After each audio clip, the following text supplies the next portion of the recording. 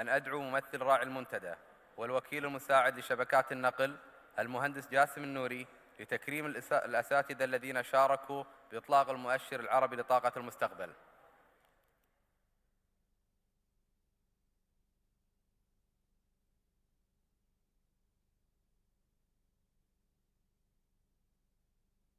الدكتور نجيب صعب.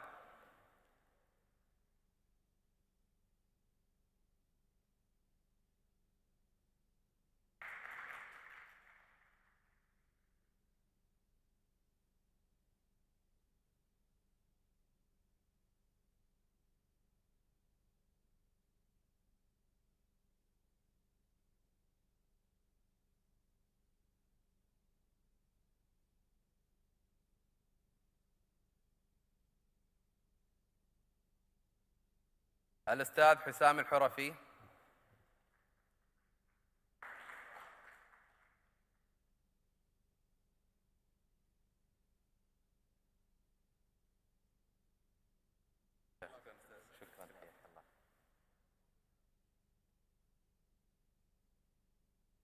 الأستاذ رواد رزق.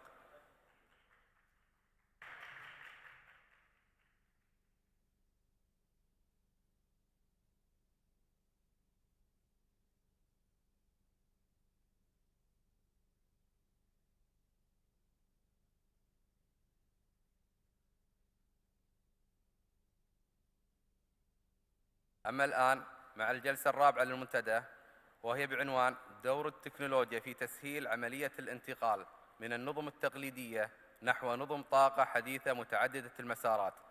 أدعو مدير الجلسة سعادة الوكيل المساعد لقطاع التخطيط والتدريب ووكيل شؤون المستهلكين في وزارة الكهرباء والماء الدكتور مشعل العتيبي، فليتفضل مشكورا.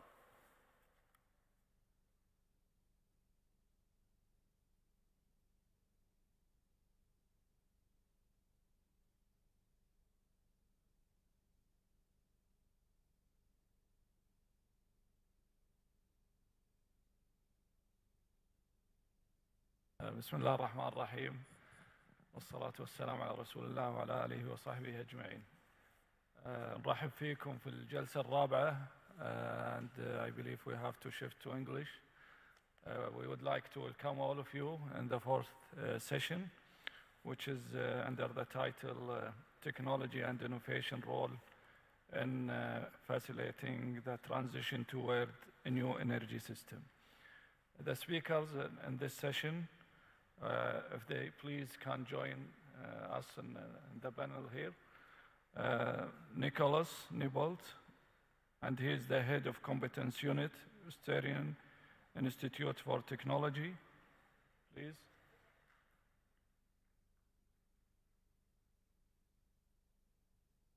Mr. Matthews Spotler, transport expert from Ecofis Company.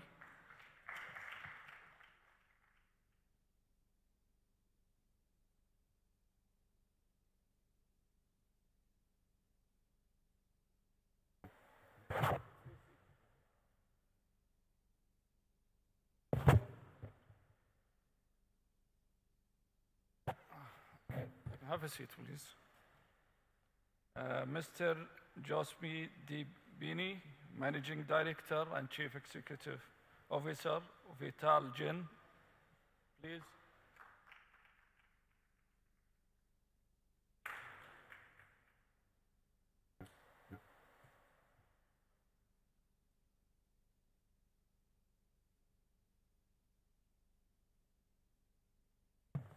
Mr. Munji Bida, من اليونسكو, from the UNESCO, First Economic Officer.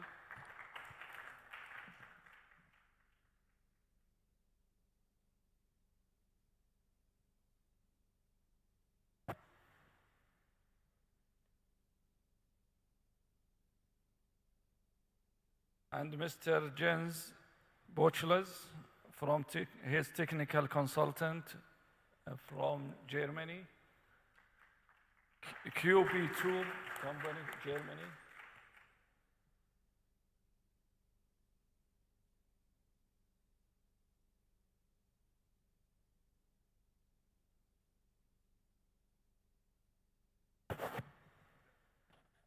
This session maybe has little bit technical aspects rather than what we heard yesterday and today about policies and strategies. And I wish from the speakers if we can, maybe we agreed already before we start the sessions that maybe 7 minutes for each speaker will be given. And we have to focus more on about the new development that we can get benefits of it, especially in our region, and the new development which can be implemented. Later on, maybe we'll shift to the discussion. But first of all, really, I would like to welcome all of you as speakers and acknowledging you to be here with us, and welcome all of the audience, and wish that we, at the end of this session, we reach little or some comments that we can start to implement in this region, and also worldwide, of course. Now the floor for Nicholas Newport, Head of Competence. He will talk about sustainable cities and communities. Please, Mr. Hans, if you please start.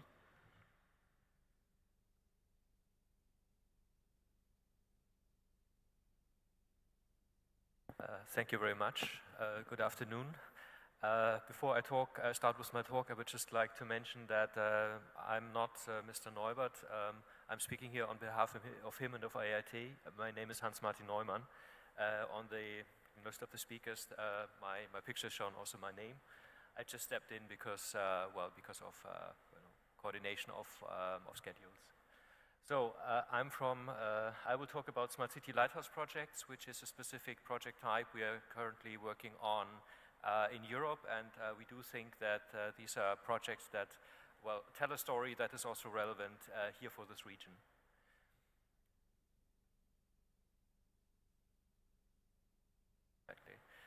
Before I start my talk, let me just introduce my organization first. I'm from the Austrian Institute of Technology, AIT. We are the largest non-university research organization in Austria with around 1,300 staff working in different fields. I would say a lot of our speakers work on technology development. A lot of our researchers are into, for example, smart grids, into solar heating and cooling, into building integrated PV and similar technologies. We also have a unit, and the unit I'm working for is such kind of a unit that work on systemic topics. So I'm a thematic coordinator for urban transformation. That means I'm leading a research group that works on the topic on how to make cities smarter and more resilient. And I would like to give you now a short insight in what we're doing. This here shows actually the different topics we cover in our unit. We have responsive cities and regions. This is basically urban governance. We work on smart spatial planning tools. We work in energy conscious cities and regions. This has a lot to do with energy systems modeling. It also has a lot to do with energy concepts and also with testing the solutions that we simulate before, so going into demonstration and into implementation.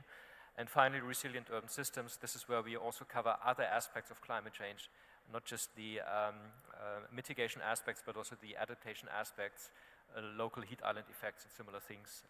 Flooding and risk mitigation are topics in this field. We see ourselves as independent urban know-how partners. So we started as a classical research institute some years ago, with a very academic working style, and we are getting more and more into international consulting especially. We're becoming more international, moving out of Europe, and this is the way we understand ourselves now. And what I'll show you now is, as I said, something from Europe that I think tells a story also for other parts of the world. As you see, we're internationally quite active, especially in China, in the Far East, but also increasingly in the Middle East. The projects I'm presenting now are done in Europe. There's one includes the cities of Vienna, where we are based, of Munich in Germany, and Lyon in France, and the other one is called Ruggedized. It is also done in other big European cities in in Glasgow, and in Rotterdam, and in the university town of Umeå in northern Sweden. Well, as you know, Europe, like other regions of the world, are going for decarbonization. Yeah? Europe has set up quite ambitious energy and climate targets, reaching until the year of 2030, with a long-term perspective of decarbonizing the economy until 2050. Well, this is the political ambition. The question always is, how can we bring this to the ground? How can we really implement it? And one approach in a bigger portfolio of research projects and well, implementation projects in Europe is the so-called Smart City Lighthouse Initiative. This is a large-scale European initiative that brings together well, city administrations, industry partners, SMEs, research organizations, and NGOs to work together on very concrete challenges in the urban environment. And the idea is to showcase how the well, urban energy transition can become reality. And not just this, it's not just about demonstration, it's also about developing upscaling and replication mechanisms. So what is also done in these projects, besides developing pilots, is evaluating them, finding out what the business models are that really work, finding out, you know, what is needed in order to get acceptance also from the politicians, get acceptance from the citizens. And this is what we are doing together with partners in two of these projects. I think what is another point that is important, and this is of specific interest, I would say, for this session here, is that these projects go beyond the classical approach in energy efficiency, which so far, well, has been focused on improving the performance of specific technologies. The Smart City Initiative is about, if you want, sector coupling, but not on an energy system level, but rather in the urban environment, in demonstration projects. So all these projects bring together, well, energy, meaning renewable energy generation and increasing of energy efficiency, also grid integration of renewables as well. The whole thing is, you have usually an energy management system in place, which needs, of course, some IT. Yeah? You have storage involved, and you have also mobility solutions. This means in this case mainly electric mobility, so the vehicle-to-grid integration also has a role here. So the approach is really quite an integrated one, I would say. And it is not just about simulating it is also about implementing it. The first project I would like to introduce here is the so-called Smarter Together project, which involves the city of Vienna, where we are based. And we also help the city administration to set this project up from the very beginning on, the city of Munich and the city of Lyon. This project has a strong focus on refurbishment of existing urban areas. In Vienna, it is actually a showcase and a pilot for the Smart City Framework Strategy that our colleague mentioned yesterday. And it shows how actually deprived urban neighborhoods can be improved by smart technology, can be better managed by new approaches, by new mechanisms, by capacity building in the public administration. So these are the areas where solutions are implemented. We have holistic refurbishment. We have a strong focus on district heating and different kinds of innovative approaches. Cooling, unfortunately, not, because it's mainly residential buildings, and in our climate, so far, we do not have district cooling for residential buildings. But we have here innovative district heating solutions using, for example, waste heat from server farms and other distributed sources in the urban environment. We have e-mobility applications with a strong focus on shared solutions and on how to integrate this into the urban environment. And we have quite a sophisticated data management. We have data platforms that collect all the data from the monitoring, first of all, to assess the results, and second of all, also at a second stage, to improve the operations. Well, this just shows what comes out of it. You can also get an impression of what the districts look like. This is Lyon, this is Munich, and this is Vienna. Quite some floor space will be refurbished, around 150,000 square meters, leading together with the other energy system solutions to a reduction in carbon emissions of around 60%, 50 to 60%. And please bear in mind, these are existing buildings and it's social housing, so also the price, the rents are controlled. So it is really a challenge to develop feasible business models for that. Renewable energy systems, of course, will be installed of different kinds. And altogether, the project attracts really, by a close collaboration of the private and the public sector, a quite large share of investment, and will create around 1,400 jobs. We do a similar project that follows the same logic of the Smart City Lighthouse projects in Rotterdam, Glasgow, and Umeå. It's called Ruggedized. In this project, I would say we put a bit more emphasis on smart electrical grids and smart thermal grids, also including storage. Refurbishment is not so much in the focus, but we have quite sophisticated models here for example, linking local renewable energy generation with vehicle-to-grid integration, using waste heat from one, from one end user for heating covering the heat demand of others. And also we have, again, quite sophisticated or very, very advanced ICT systems for the energy management. This also gives you here an impression. And again, we have here the close collaboration of sectors from different fields, which is really necessary to achieve the sector coupling and to increase the energy efficiency in the existing district. Just one party couldn't do it. You have the tenants involved, you have the house owners involved, you have the utility company involved, you have, of course, the ICT solution providers involved. So it is really quite a complex management, but it leads to good results. This just gives you an insight on what we're working on. As I said, there's a strong focus on smart energy grids, strong focus on ICT solutions, and also the whole ecosystem of service providers will emerge around the project. And this should then also lead in the next step to lessons learned, which can be taken up by 3 so-called follower cities, that will, at the next step, prepare the implementation of the solutions tested here in Glasgow, Rotterdam, and Umeå. And we do think this is a very interesting approach, as I said, also for other parts of the world. These kind of projects are also open for international collaboration partners. And we do think that this approach is also valuable for other pilot projects, for example, here in the Middle East, where also many innovative solutions are tested, and setting up something like that can also help to capture the results and to capture the value in a good way. Finally, this is my last slide. The Lighthouse project really show, I think, how you can close the gap between research and innovation and implementation. The problem that you very often have in research projects is that you achieve certain results, and maybe then you get also follow-up projects. But at a certain step, either you don't get, you're running out of fund, or if you have not developed the right business model, the whole thing will somehow get stuck, and then step by step die. The Lighthouse project have a really innovative approach that want to avoid this and want to bring research partners and also, R&D partners from the private sector closer to the implementation. Testing, achieving quick wins very, very quickly, doing pilots in the real environment. This is also important for politicians to see, what can be achieved, and then develop feasible business models, evaluate the business models, develop financing concepts, and developing also standards at the technology level that helps to build the legacy of the projects.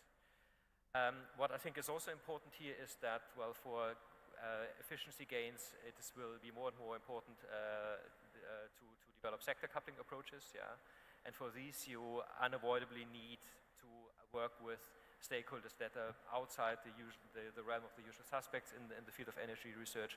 You need to work with city administrations, with businesses, industry, and with research and academia. And these are I think the lessons learned so far we have experienced here, and these projects are really exciting, and of course later on we can discuss about this, how this can be transferred to other cities and to this part of the world. So far from my side, thank you very much, and it's a great honor for me here, and Simon, for your questions. Thank you, Mr. Newman. Thank you very much. Our next speaker, Matthias Spotler, will be presenting the subject or the title about electric mobility and its infrastructure. Please. Thanks a lot for the kind introduction. 10 minutes will be the time, please. 10 minutes will be the time for the lecture. Okay. Thank you very much. First of all, I want to thank the State of Kuwait for hosting this event and all the organizers for inviting me and giving me the opportunity to present on e-mobility. Well, you can talk a lot about e-mobility, so I try to focus and give a broad overview of more on the charging side of things, but I will tell the reasoning behind it later on. Before I start, I would also like to give a short interview about Ecofys. We are a Navigant company. Then I will dive into what I call transition to e-mobility, and I will skip the third part. This is only for you. This is some flagship references also in the region, but you will get the slides afterwards, so please have a look. So who are we? We are a Navigant company. Navigant is a global active consultancy based in the US, and Ecofys is part of Navigant. We are based in Utrecht, the Netherlands, and I'm from the Berlin office. So we got offices Utrecht, London, Brussels, and Cologne. We are more than 600 experts on energy, and we focus a lot on sustainable energy, introduction of renewable energy sources into the grid, and I'm focused on decarbonization on transport. We deal with all three sectors, public clients. We do a lot for the European Commission, for German government, but also we are quite active in the MENA region thanks to the German National Climate Initiative. And we are also managing the energy partnership between Germany and the United Arab Emirates. We got several corporate clients. You can see a lot on them mentioned here, and we support more, and some of them are obviously confidential, but we're also active, especially from the transport side, with the automotive industry. And we also deal with the NGOs. So if you think about sustainable energy, it's really, really key to have the engagement of all three sectors, public, private, and NGOs, because only then, if you got a stakeholder agreement, then you can actually, then it can actually generate benefits and success. And we are very proud that each of these sectors sees our results as being objective and worth noticing. E-mobility. E-mobility, as I said, is a broad topic, so I wasn't sure to which extent everybody is familiar with e-mobility, so I will just mention some important things. Why, after all, are we at all discussing about e-mobility? Because it is a means to reduce greenhouse gas emissions in transport. You see some ICCT data that is already 2015, but it hasn't changed a lot. So transport is responsible for 25% of, around 23% of total world emissions. And despite the other sectors, it hasn't contributed a lot in reducing greenhouse gas emission. You see that the major bulk of these emissions results in road transport, so this is really where we need to focus on. And via e-mobility, you can actually reduce the noise in the cities and also actually reduce greenhouse gas emissions, so there's a clear benefit. But especially for the last part, greenhouse gas reduction via e-mobility only works if it's combined with a transition to renewable energy sources. We also heard the speakers in the early session stressing upon that fact, that it's key to get to renewable energy sources, and then the effect will materialize.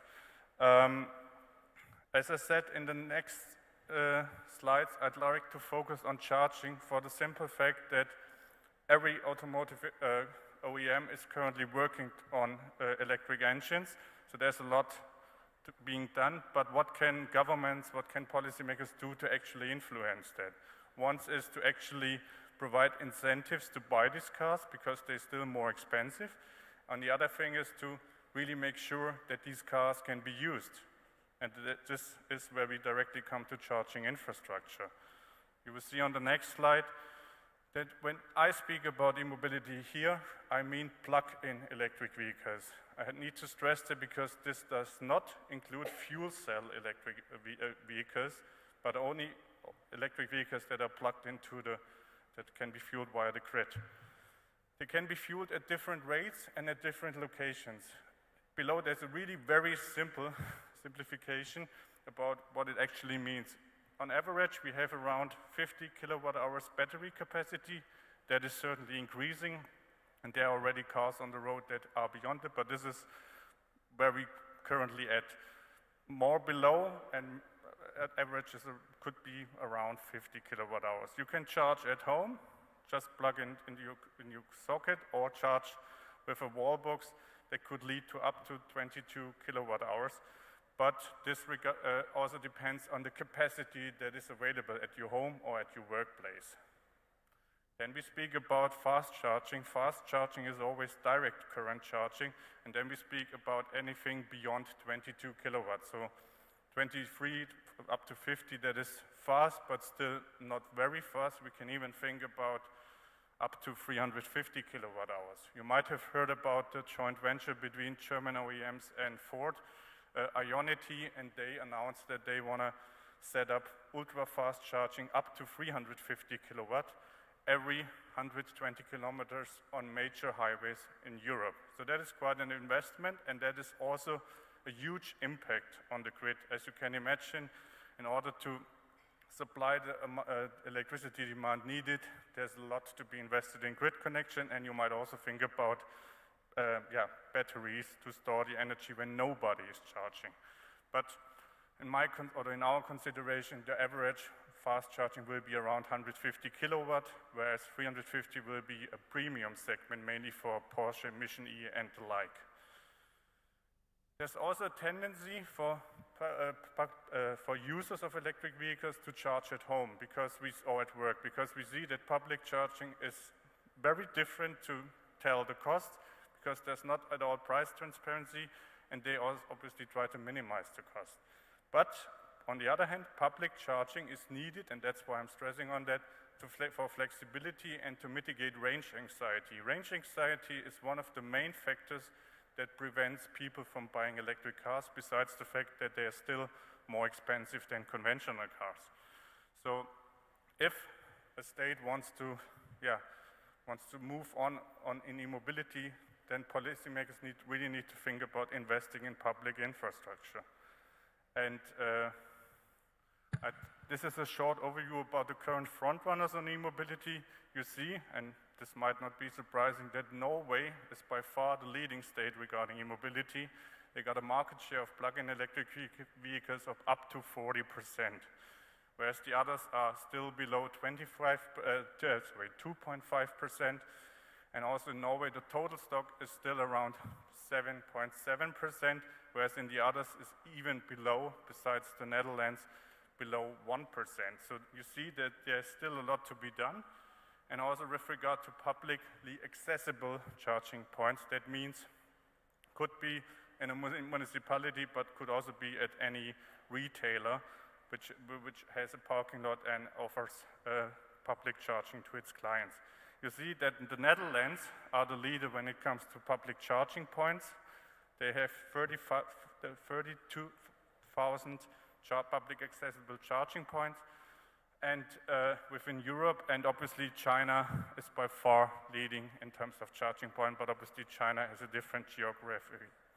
And what is important to state is, you can see below, and that's mentioned that for a simple reason, that according to diffusion of innovation theory, all frontrunners, except Norway, are still market stage innovators. So I'm mentioning that because if you start investing in e-mobility now, you can easily become early maturity or early adopter, because a lot of states are still in the late maturity or in the laggard state. So I'm showing this because e-mobility is still a market to be developed. It's gaining momentum, it's gaining speed, but it's still a market in its infancies. And the next one is about, because this is a crucial aspect about the sound, you need a sound ratio between public charging points and plug-in electric vehicles. One thing important to note is that a charging point is not a charging station. A charging station can have several charging points, up to 4, for instance. According to the Alternative Fuel Infrastructure Directive of the EU, an ideal ratio is 10 electric vehicles per public charging points. If you look at this graph, you see that only Norway and the US are beyond that ratio, whereas the others slowly approaching it. And France, sorry, is that working? The highest one, you see that France invested a lot in charging infrastructure, but forgot to invest in electric vehicles, and then they had more charging, the other way around, had a lot public vehicles, but less charging points, and then taking care of that. A higher ratio means that you have less accessibility of charging point, which limits PV uptake. Just one example, even the Norwegian Electric Vehicle Association said that if you are a citizen of Oslo without the availability to charge at home or at work, you should not yet buy an electric car because you might struggle to actually charge it. So that's really, they're kind of a victim of their own success, and this is something that you need to take into account, that this ratio is really key. On the other hand, a low ratio obviously means less profitability from the respective charging points. So this is something to keep in mind when setting up charging infrastructure. This is almost the last slide. Transition to e-mobility is challenging, but it's doable. PVs are expensive, but they're certainly going to be available at similar rates than conventional cars. The main factor driving the price is the battery costs, but these costs are decreasing around 8% per year, and we expect a cost parity until 2020. And one reason one very successful but difficult for each and every state to do that is to give a high tax exemption. For instance, in Norway, they have high taxes on conventional cars, and these taxes are reduced or not, or completely exempt for EVs, depending whether it's a plug-in hybrid or whether it's a full battery vehicle. And this is also one of the key impact factors for the success in Norway. The other thing is range anxiety. Users are afraid that buying an electric vehicle will mean having less convenient car, and you may wonder whether you can fuel it whenever you want it, where you want it. So this is also why charging points need to be built, but they also need to be registered and being in an accessible real-time database that shows the location, but also the availability of the charging point. This is not yet existing in Europe or in Germany or anywhere. This is still to be established. So if you start investing in that cross-country, then already take this into account that you need to exchange this information. Next issue, obviously, is standardization to ensure that you can charge with a plug at every charging point that you're approaching, and that you can also actually be built, and that the communication between the car and the charging point works in a similar manner. So that means standardized protocols as well. Very important factor is grid connection power system. Ideally, you need a full coverage of your grid to being able to set up a charging point wherever you need it. I understand that this is not the case in every Arab member state, so you might think about decentralized solutions, but combined with photovoltaic, but then the cost of a battery storage might need to be added, so this is really difficult. So a first step would really, and I was really interested to hear that, to promote a common Arab market for electricity. I think this is an important step. And I already said that transition towards renewable energy is crucial. I'm coming to the end now. As I said, we have some flagship references. I'm not going into that in every detail, but please have a look when you get the slides, and I'm happy to take your questions. Thanks a lot. Thank you very much, Mr. Boter. Thank you very much for this representative presentation. Our next speaker, Mr. Jusbi Dibini, he will talk about adapted technologies, hydro, wind, and solar, and we'll talk also about different business models. So please, the floor is yours.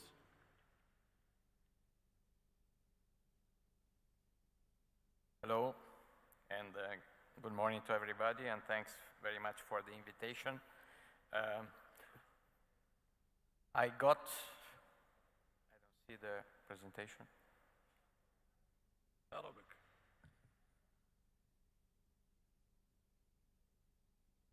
Okay.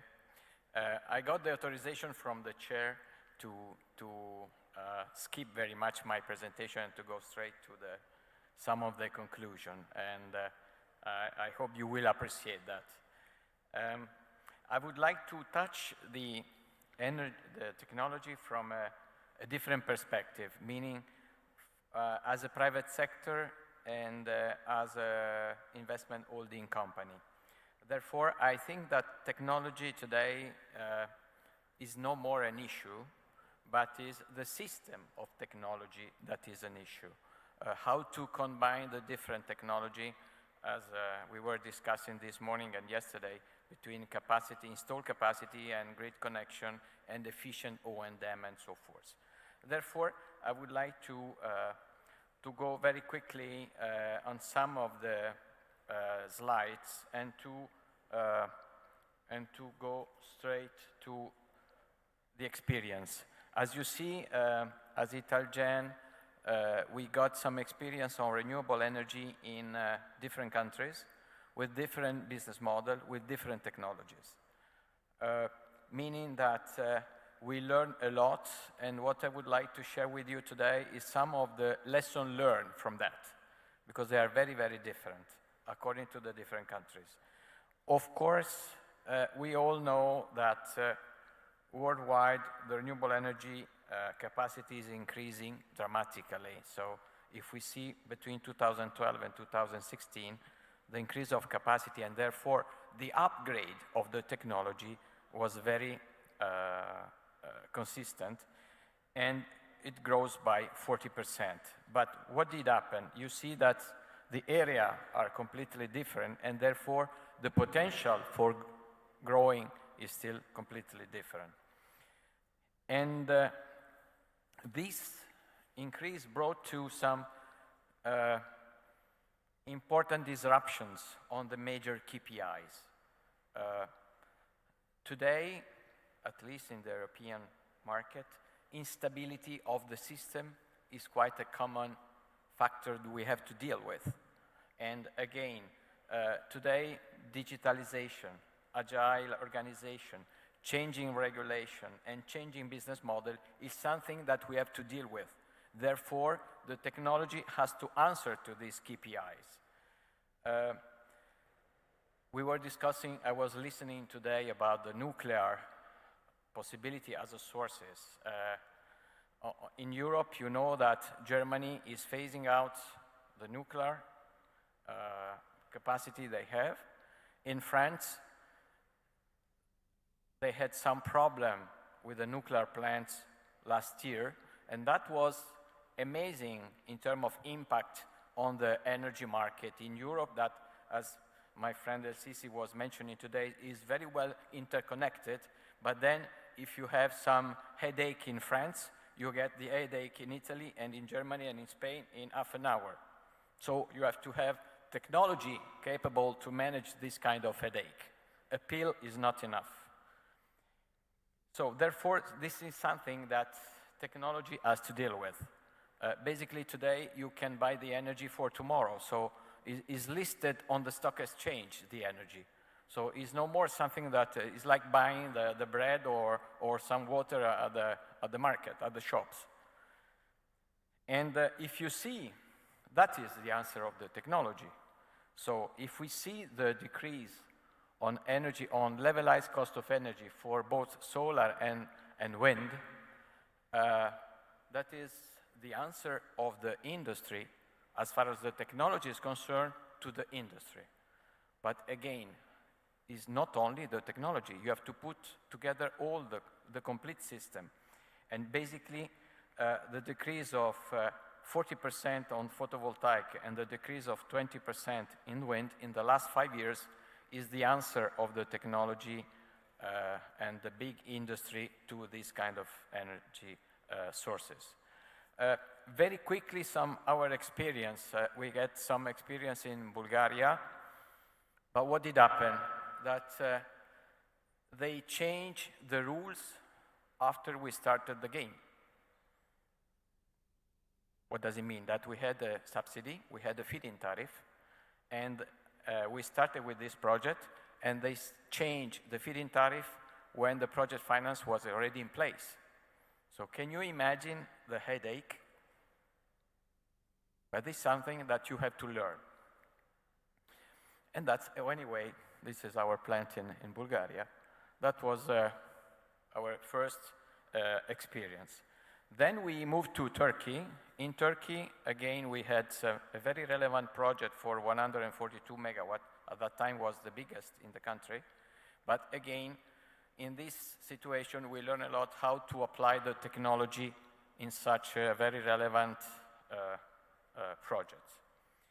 And again, here, of course, the experience was to understand which kind of technology better fits with regard to the grid and with regard to the capacity factor that we identify there. Other kind of experience, again with the technology, was in Morocco, where for the first time we tried to link the wind with the plant. So a kind of PPA between myself and my colleague from the cement plant in order to satisfy the need for energy. But again, you see that the technology here was to connect through the grid to a private grid directly from the production to the consumption. And this is our project in Morocco. Then the most relevant one is in Egypt, as some of my friends here knows very well. Is the first, I would say, first private sector project, and I would say still the most relevant for 320 megawatt. And again here, what I appreciate very much is that now the industry is coming with desert kit wind turbine machines. So when we started to discuss about machines to be able to fit with a strong wind condition and the strong capability in terms of operation and maintenance in this area, where in my opinion the potential for the industry is, they didn't have anything. So today our friend from Siemens, Gamesa, GE and others have within their technology the fully authorized and fully certified machines for this kind of project and this kind of area. And this is Italy, where we are working on the digitalization, so on the O&M. So now the hydro plant are managed from one single room, located in one single place, where you can manage 15, 20, 25 hydro plants at a time. This is nothing new, but this is the new frontier of the technology, in our opinion, as private investor. Therefore, lesson learned very quickly. From the industry, the best technology at the lowest price. This is one of the key KPI, extremely relevant. The grid transmission cost, how do we get connected and which kind of stability do we have with this connection? The environmental impact assessment is extremely relevant in order to have then the best condition in terms of operation and maintenance. And then of course, auction is something that we have to deal with, and the quality control, meaning that all this has to bring you to a bankable business plan. I was listening this morning to the effect of the consideration that all the project has to be bankable, but have to be bankable since the beginning. We cannot realize that we made some mistakes at the beginning, a couple of years before, and then we cannot have the bankability on that. In terms of stakeholder, as you see, I didn't hear very much about local delivery, and in our opinion, that is very relevant. Employment effect, socio-political effect, and capacity building. This morning I heard about capacity building, and we fully trust that capacity building, especially for young generation, is a huge potential in the area. So meaning that that's a medium long-term value creation. I'm going straight to my final comments. As private investor linking and therefore link with the technology, what we ask, of course, is to target and to fit with the government targets, to apply a bankable methodology since the beginning, to involve the local community since the beginning, and to promote training and capacity building. That is something that we are ready to do, applying all the best available technologies. What do we ask to the local government, even in the Arab region, to develop the industry of renewable energy? Strong commitment from the central government, but usually this has to be consistent within the different ministries. In fact, in our opinion, we should see a better coordination. We have some good example in Egypt, we have some good example in Morocco, some better coordination between the ministries involved and the private sector. Because at the end, we consider much more valuable the deliverables rather than the potential. Because this country has plenty of potential, but then if we move to deliverables, sometimes the performance are very poor compared to the potential. So an effective control room at the ministry level, or Minister of Investment level, in order to have a unique reference in order to get all the permits that you required. Because in fact, the efficiency is also in terms of timing. We cannot spend too much time in order to get to the end of the permitting. And my last point on the subsidy and why the technology are helping the phasing out of the subsidy. I was very happy to listen about phasing out of the subsidy. My personal opinion is that the subsidy are phasing out basically because the government, they don't have any additional budget, and therefore they are forced to phase out the subsidy. That's what did happen in Europe. I was discussing with the lady during the coffee break. The example of Italy, for instance, where I'm coming from, is one of the examples I would like to provide you. The subsidy on photovoltaic in Italy were the highest in the world. The highest in the world. 350 euros per megawatt hour for 20 years. What did happen? That in 1 year, we had 1,000 additional installed capacity of photovoltaic in Italy, but taking out agricultural usage. So we took out the wonderful production of red wine in Tuscany of Montalcino, and we put the photovoltaic. But then what did happen? That the government told to the investor, sorry guys, we have no more money to pay you the subsidy. What did happen? That from 1,000 of additional installed capacity in 1 year, we went down to 0 on the following year. What does it mean? That we didn't have brought the industry, we didn't brought the technology, but we brought, let me say, some tactic speculation. So I don't think that this has to be the way. So my final point is that the subsidy have to be managed very, very carefully. In my opinion, should be phased out today, but definitely. Today, the technology can answer, and renewable energy can be even more competitive than combined cycle as a reference without subsidy. What is needed is a complete system that technologically can answer to the requirement of the market. So to be very flexible, to be very easy, and to be very efficient in terms of managing of the systems by itself. Thank you very much. Thank you. Thank you, Mr. Rashidi. Our next speaker, Sayyid Munji Bida from ISKWA, about energy efficiency in building. تفضل أستاذ منجي, please. Thank you. I don't have a presentation, so I can... It's okay. I believe يعني energy efficiency in building, it was يعني planned from your side, please. Okay. بسم الله الرحمن الرحيم. أود بداية أن أتوجه بالشكر لوزارة الكهرباء والماء ودولة الكويت عموماً على استضافة هذا المنتدى، كما أتوجه بالشكر الجزيل إلى كل من ساهم في تنظيمه. والآن اسمحوا لي أن أواصل بالإنجليزية.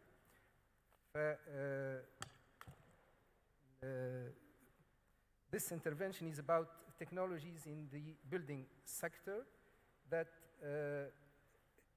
helps improve the energy sustainability. And if we go back to the definition of technology, according to one of the definitions, it's the purposeful application of information in the design, production, and utilization of goods and services, and in the organization of human activities. And technology can have the following aspects. It can be tangible, involving blueprints, models, operating manuals, prototypes, etc. It can be intangible, consultancy, involving consultancy, problem solving, and training methods. And it could be high-tech, low-tech, or in between. And one of the characteristics of the building sector is that it involves all of this. You can find other activities that may involve one or two of these aspects, but the building sector involves all of these aspects.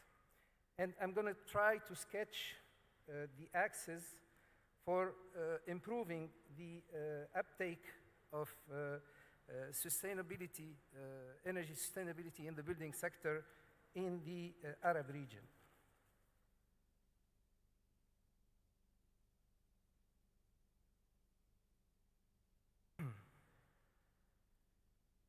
So before we talk about these technologies, let's take a look at the energy sustainability situation of the building sector in the Arab region. And some of the speakers in previous sessions alluded to that. If we look at the building sector in the Arab region, we find that in most Arab countries, this sector is the least sustainable because it's the most complicated sector. It involves a lot of stakeholders, a lot of operators, and it is still lacking behind. So great efforts are needed to improve its sustainability. These efforts should focus on improving energy efficiency with action plans targeting both the existing building stock as well as new construction. In fact, analysis of energy consumption patterns in the region shows that the residential and services sector represent an important part of the total consumption of energy with a share of over 60% of the electrical energy consumption, of which more than 70% are for the residential sector alone. And all forecasts indicate that electricity demand is set to rise drastically in the near future. Now, electricity, as you all know, in the region is mostly produced, 98%, by fossil fuel. So if we translate this electrical share into primary energy consumption, we find that this represents over a third of the primary energy consumption that is going to be used in the building sector for unproductive purposes, although it's contributing to the comfort of people, but with very low efficiency.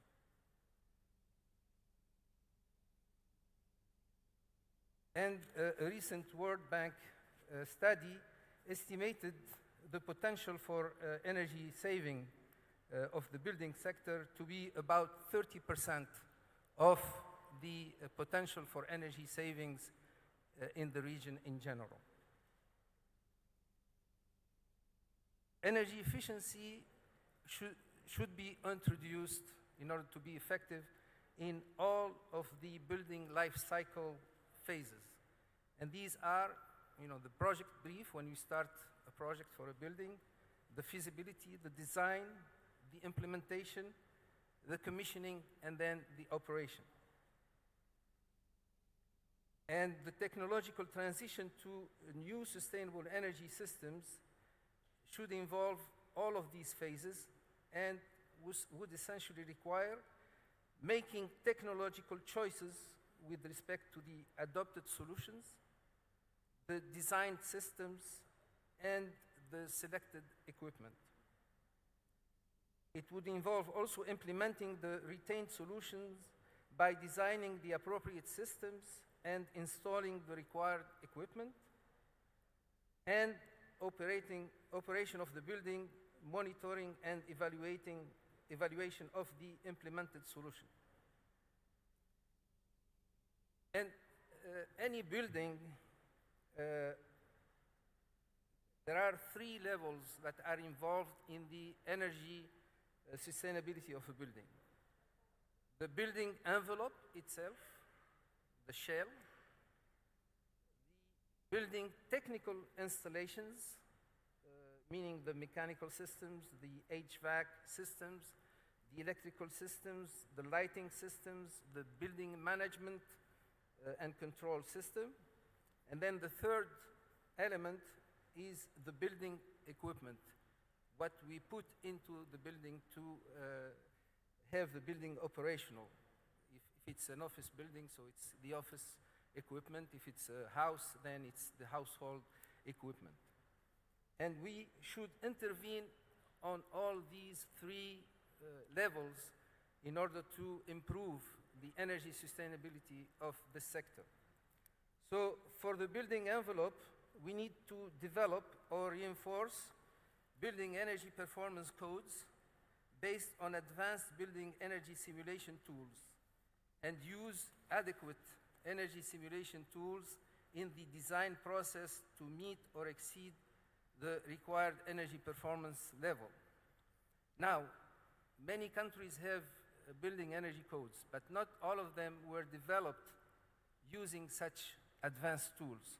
So what is needed is that these codes be updated or reviewed so that we can have a tool that really reflects the way the building is going to be performing.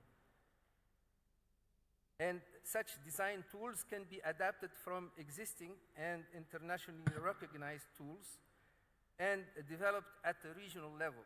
And this is where countries in the region can put their efforts together to develop a framework for such tools, and then each country can adapt the tool to its own needs and its own conditions. But developing building codes is not sufficient.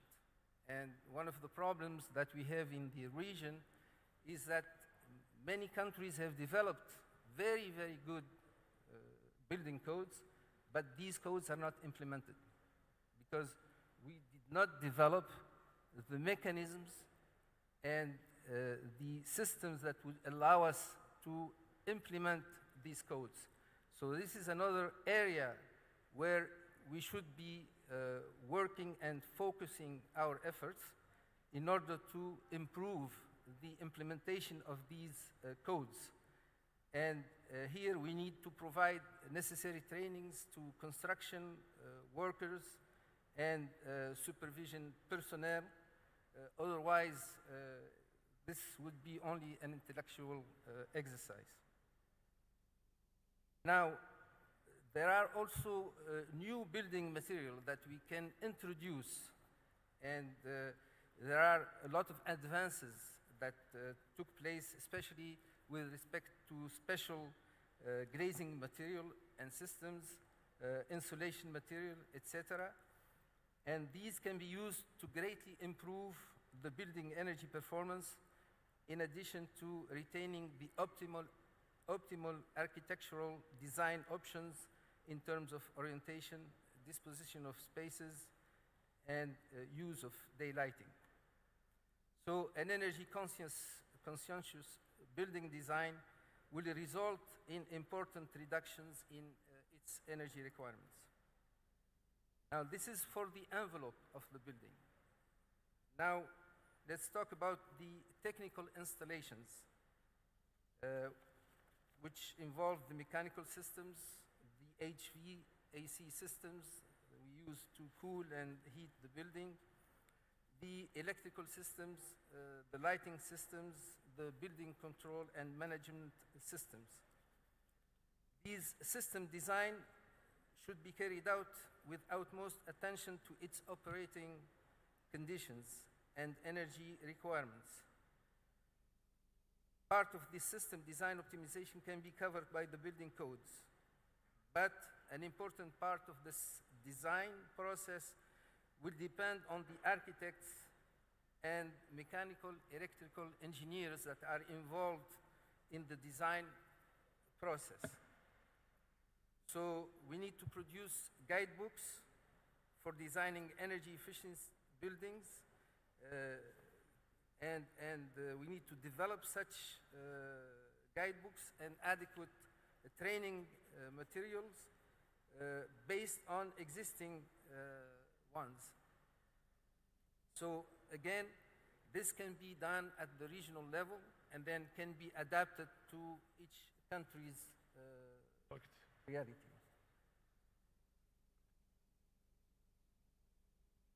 Now, the building equipment, also office building and household equipment, here we need to develop or reinforce and enforce energy performance certification and labeling systems with minimum energy performance standards, MEPS, requirements. And again, these can be developed at a regional level and adapted at the local levels. Just to finish, I'm going to sketch here the priorities for the region in terms of energy efficiency policies and measures for the building sector. First of all, we need to address energy efficiency in the existing building stock through the implementation of substantial masses of very relevant and easily achievable energy efficiency measures targeting all types of buildings, and through tailor-made energy efficiency measures specifically targeting energy-intensive buildings. And ESCWA has a project that will be initiated with 3 countries to work on these aspects. We need to address energy efficiency in the new buildings through the implementation, reinforcement of energy performance building codes of all types of new buildings and specific energy performance requirements for energy-intensive buildings such as airports, large commercial and office buildings. We need to address energy performance requirements of building energy systems and equipment through energy performance labeling and MEPS, lighting, heating, and cooling systems. We need to address energy performance requirements of common household appliances through energy performance labeling and MEPS, minimum energy performance standards. وقت خلص أستاذ مجد الوقت انتهى. إذا تختم بس دقيقة إذا تكرمت. 3 points. Refrigerators, room air conditioners, televisions, washing machines, etc. We need to address the state of knowledge of energy consumption patterns in the building sector through the implementation, reinforcement of systematic and sustainable statistical data collection of end-use energy consumption patterns per energy source for each of the main building branches, and the definition and monitoring of relevant key energy performance indicators. And this is very useful in order to build the strategies and the objectives, addressing the human and financial resources required and the time requirements involved in mobilizing the needed resources and ensuring the capacity building needed to qualify the different relevant actors, and short-term, mid-term, and long-term strategies and action plans should be considered to deal with each of the issues mentioned above, taking into account the urgency of addressing certain building energy performance emergencies and the possible rate of mobilizing the required human and financial resources. And thank you. Thank you very much. Thank you, Mr. Munjibida. And our next speaker is the last speaker, Mr. Jens Bochulos. He will talk about PV power and products quality schemes. Please.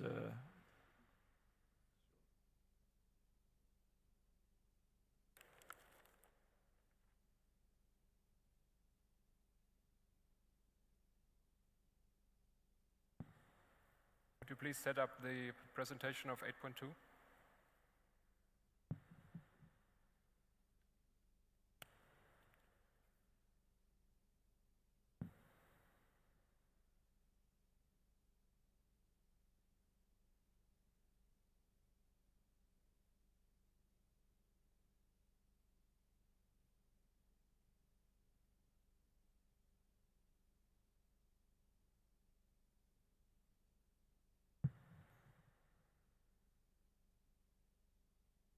worry, in the moment this clicker is not working.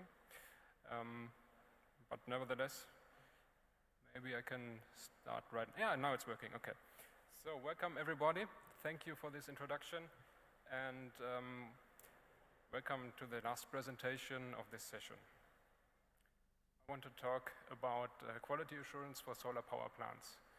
My name is Jens Buchholz. I'm from the 8.2 group, based in Hamburg in Germany. And first of all, maybe a few words to myself. I'm a senior PV expert and also expert for wind energy, being with the company of 8.2 since 2011. I'm occupied with technical due diligence, feasibility study, construction supervision, and technical inspections of solar PV and wind power plants in general. Prior to working with 8.2, I did my master's in renewable energy systems and had been working in the design and development department of Sander Umformtechnik, which is a producing company in the automobile branch. So just a few words to the company of 8.2. 8.2 is a group of 25 different independent offices and with more than 150 engineers employed. Founded in 1995 by Mr. Manfred Lüers, back in the early days of wind energy erection in Germany. 8.2 combines global reach and renewable energy expertise, and our vision is to be the most preferred technical advisor in the field of renewable energy, and our mission is to identify and to assure the best renewable energy solution for our clients. On the next slide, you can see a short list of select customers of 8.2. These are customers of all international markets from a wide range of branches, mainly financing banks or electric utilities, but also many other large players in the renewable energy market, for example, GIZ.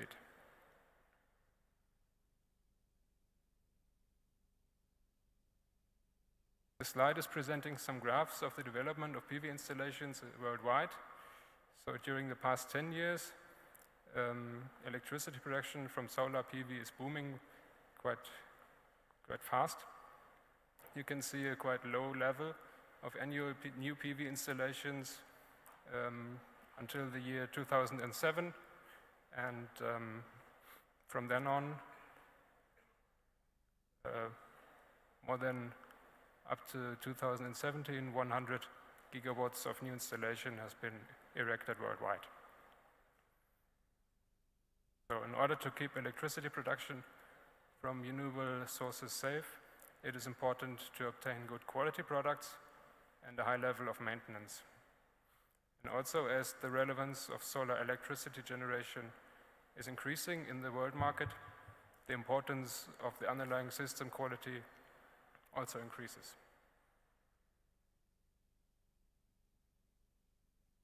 So let's take a look at the system and especially at the modules itself. The modules are essential for the energy production, and here on this image you can see two modules which are looking the same. From the optical impression, these modules appear to be equal. They have the same size, the same weight, the same color, and might even have the same power class. But there can be some risk of invisible failures, which can be made visible through laboratory investigations, for example, electroluminescence testing, which will detect micro cracks of silicon cells, which can lead to power losses over the system lifetime, which means a lower yield and less profit from the system. So next to these invisible failures, you can also have clearly visible defects in PV modules, which is just a short, quick overview. You can see on these illustrations some busbar corrosion, some delamination of the sandwich material, and hotspots due to soldering problems, for example. And as to our experience, PV modules with low quality might result in serious investment risks.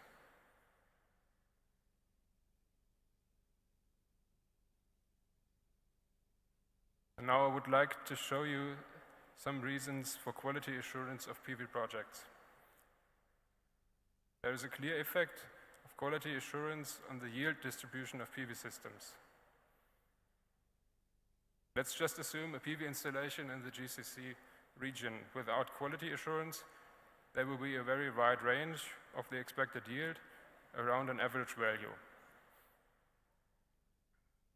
But the expected yield can be higher, can be improved by the benefit of quality assurance, leading to higher performance ratio and to a higher yield. As a result of quality assurance, one can increase the energy yield and reduce the risk for the project.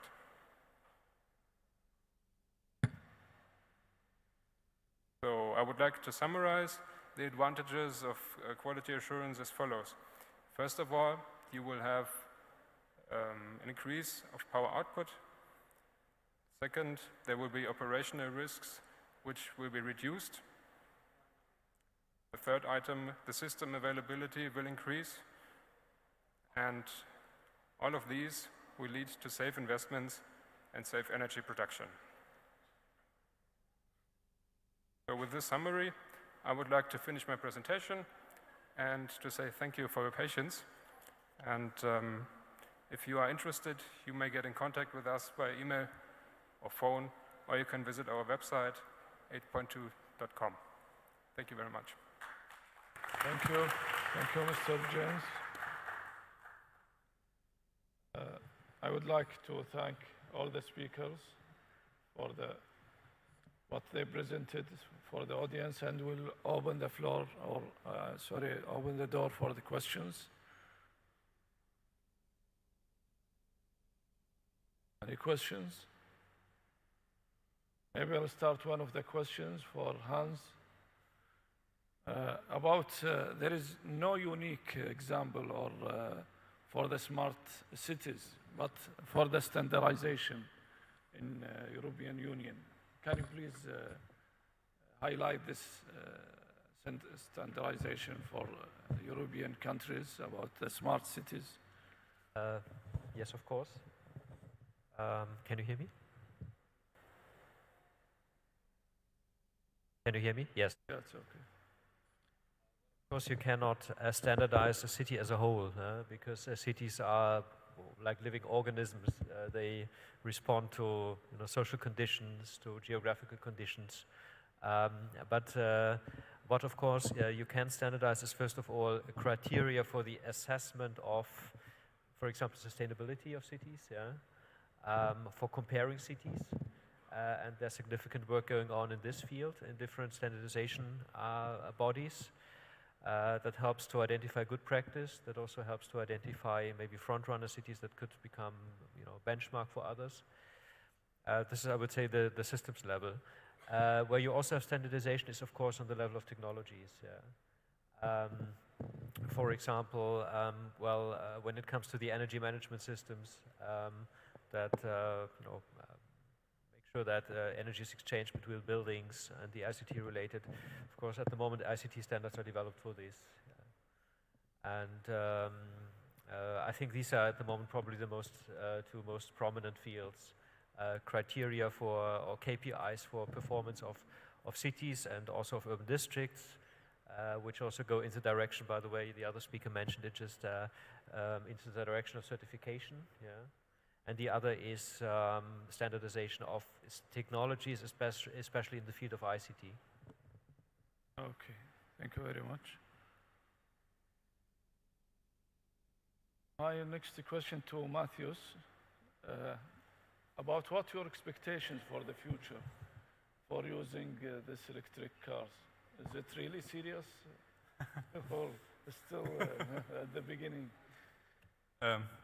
Well, it's certainly part of the solutions, and I think it is serious for passenger cars, whereas for heavy-duty vehicles, I could imagine also hydrogen and the like. And we expect, especially in Europe, we expect a fourfold increase in electric vehicles, and it is serious, just for the simple fact that you may know that China is a major market for especially for German OEMs, and China will introduce an e-mobility quota in 2019. So that will have an enormous impact. That means that just Volkswagen alone need to produce 700,000 electric vehicles up by 2019 and so on. So this will have a huge impact. And further on, several cities think and states think about banning internal combustion engines. This will also have an impact. So yes, I think it is a serious market, but it's still in its infancies, and it will be part of the solution and certainly not the only solution. Maybe for oil countries, maybe it's not good news, but it's okay. Okay. لغت تفضلي.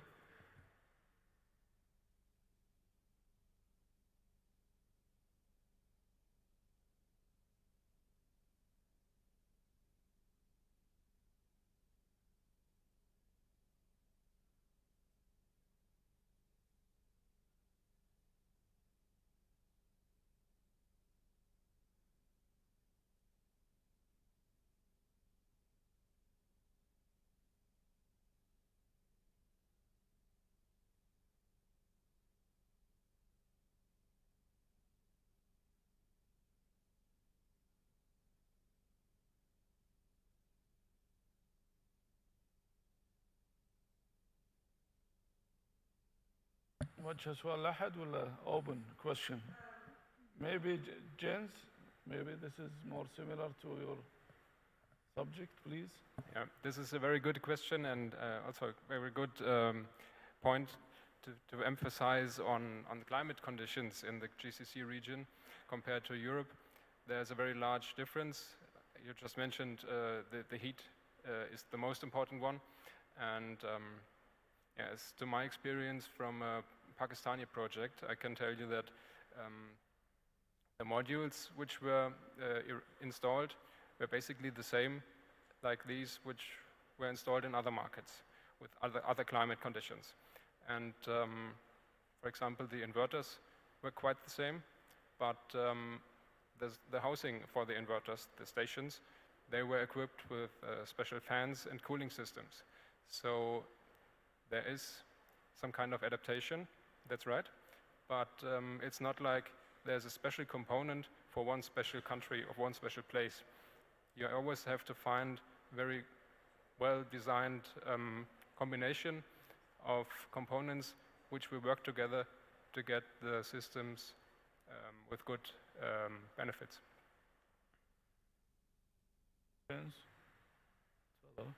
استاذ ميكروفون بس إذا سمحتوا.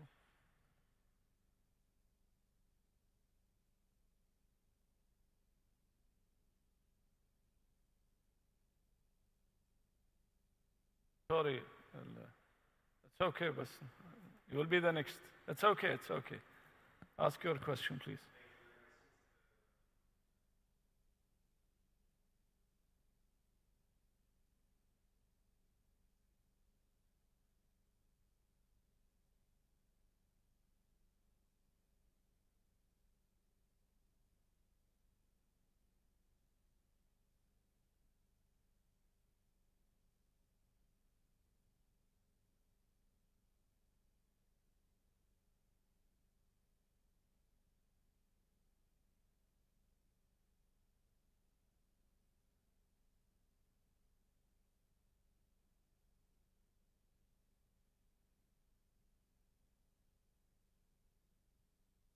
Thank you very much. Munji, carry on.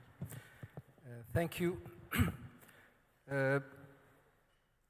To my knowledge, almost every country is doing their own thing. There was some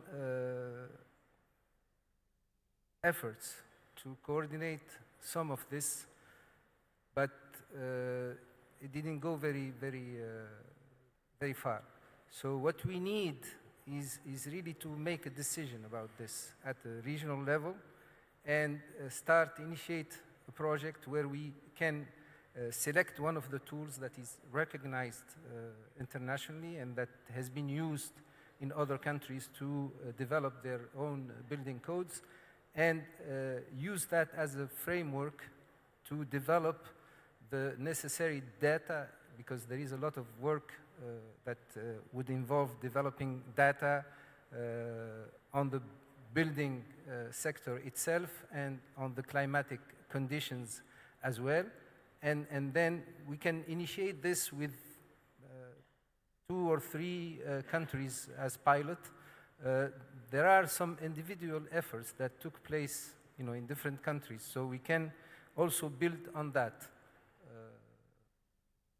Thank you, Munji. Maybe we'll make the question also the other side. What you believe as a companies you are expecting from the countries? Maybe Joseph, Dibani, about the best model. You believe it's good for our region, especially that we are going towards working with the private sector more and more? Well, I think that the model for the private sector for the Arab countries is workable, is feasible, is good. It means that we have the good condition, as it was saying about the solid condition for wind and solar.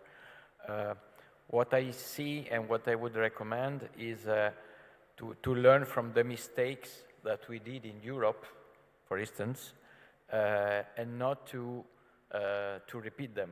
So meaning, I think that the auction for sure is a very good way, but at the same time, renewable energy have to grow in terms of dimension, in terms of projects, and of course, what we discussed yesterday, to have a more active financing system on that.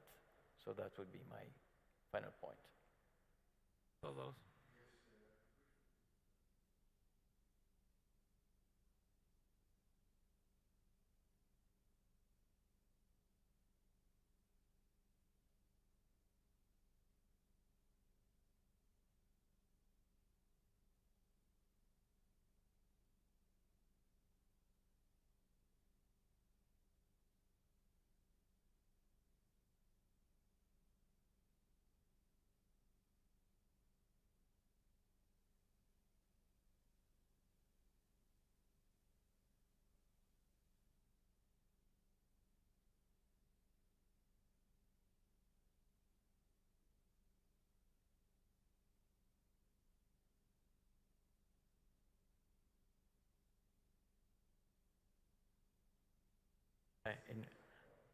In my next mission to Cairo, by the end of the month. Okay? Thank you. The last question will be for Dr. Haji, please.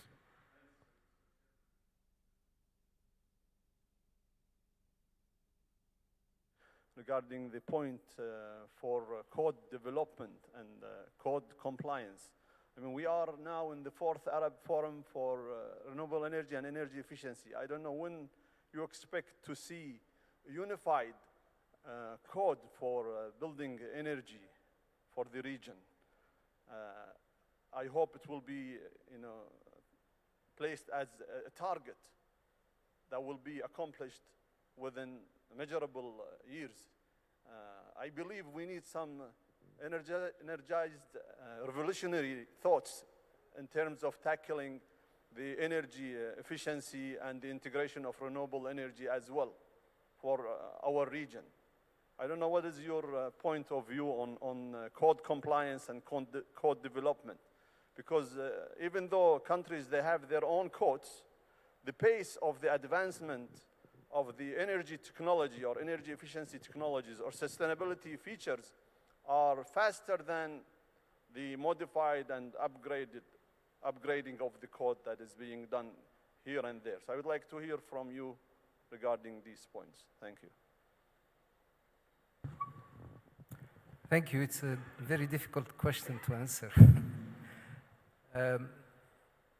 I think, first of all, there has to be a decision made somewhere, to unify at least the framework of the building codes. We cannot unify the building codes themselves, but we can unify the framework, at least decide which simulation tools can be used. I know some codes were developed without simulation tools, and I'm not sure about the viability of the code itself if it's not based on long-term performance of the building. If it's based on instantaneous loads or whatever. So there is, first of all, this decision to be made, and I think regional platforms such as the League of Arab States, ESCWA, can play a role in leading that effort. In terms of the implementation of the codes, whatever the code is, there is a problem because no mechanisms were developed to ensure this implementation in many countries. And here we need a lot of capacity building. We need to create something that ties, for example, the implementation of the code with the having the building permit acquired. Also, you may find the implementation at the design level, and then when we go to the construction phase, you don't find the necessary also implementation mechanisms. And it's really a big topic to tackle, and maybe we can talk about it in future. Thanks. Thank you, Mr. Munji. I would like to repeat our acknowledgement to the speakers. Thank you very much. And thank you for your listening. And I believe it's now the time for lunch. There is no activities, Muhammad? Lunch? Lunch time now. Thank you very much. Thank you.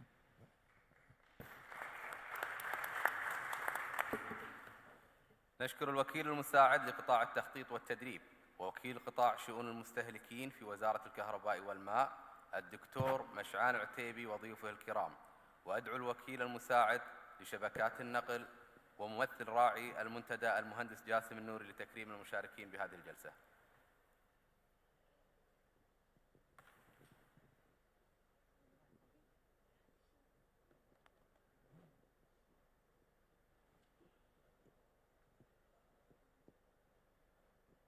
الدكتور مشعان العتيبي.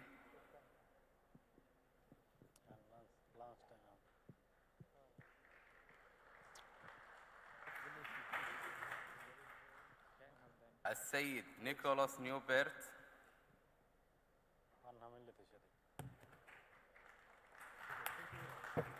السيد ماتيوس بوتل.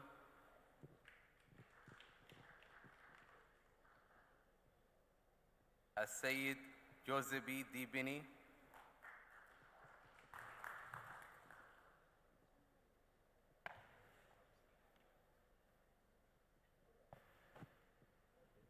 السيد موندي بيدا.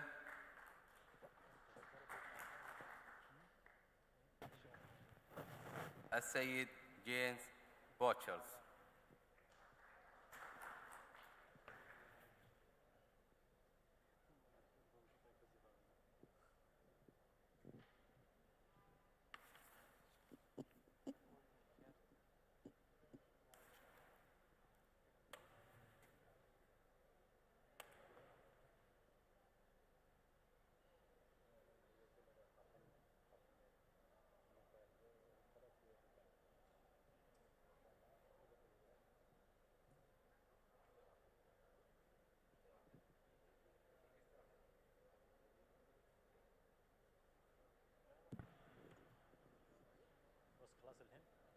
Okay. But each session, each session, 2 o'clock will start. Okay. I need 2 people with